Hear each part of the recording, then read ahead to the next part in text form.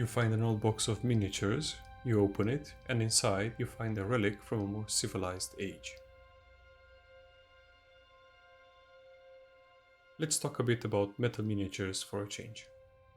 It can be a bit weird at first, conversions are hard and the glue doesn't really bond the pieces, just holds them together.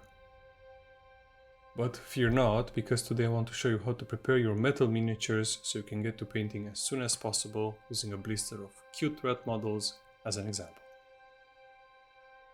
Let's start with cutting. You'll notice these thin strips of metal, and the best way to remove these is to use a pair of clippers and snap them right off. Keep an eye out, however, some of them are well hidden or wrapped around other bits and it might be hard to find.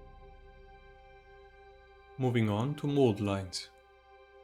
On several parts of the miniature, you can see a small line going down the length of it. You can scrape these off using the back of your hobby knife, or even better, you might have one of those metal mold line removers from a painting set laying around. This good boy had its mold line hidden so well that I barely had to scrape anything off of him. Next up, bending. This is an optional step. Sometimes you might need to bend some parts to make them look straight, or make sure they hit all the connection points just right. Just make sure you don't overdo it, as it can break the model if you bend it too many times. Next up, washing.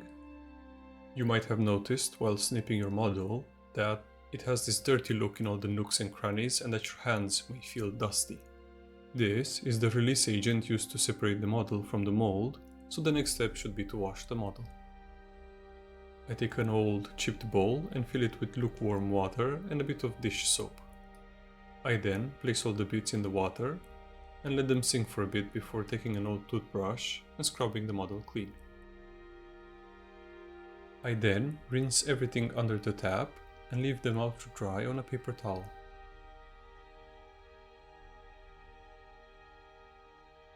Next step is gluing. Plastic glue won't do here. To glue the model, we're going to need super glue or epoxy glue. Depending on the model and the weight of the pieces, you might need to do some pinning. That is, drilling small holes in the connection points of the model and adding a paperclip wire in the hole together with some glue to aid in the binding of the pieces. Luckily, I don't have to do that here, but what I want to do is to take an old hobby knife with an older blade and roughen up the connection points a bit, so the glue will have something to stick onto.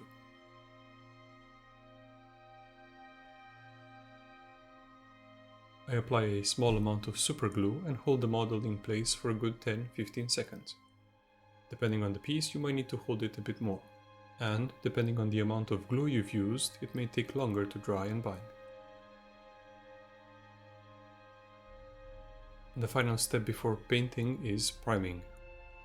Take the model outside, give it a coat of primer and let it dry for a good while, and it's done. For those curious on how I paint the model, I'll have a time lapse up in a few days, since I want to keep this video short. Thanks for watching this episode of Mini Painting Quick Guides. Make sure to subscribe so you don't miss the next one.